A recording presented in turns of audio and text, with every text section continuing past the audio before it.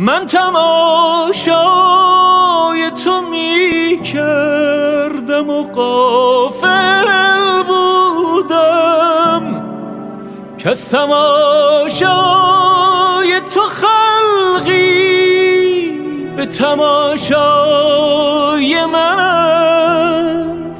گفته بودی که چرا محو تماشای منی و چنان محو که یک دم مژه بر هم نزنی، مژه بر هم نزنم تا که ز دستم نرود ناز چشم تو به قدر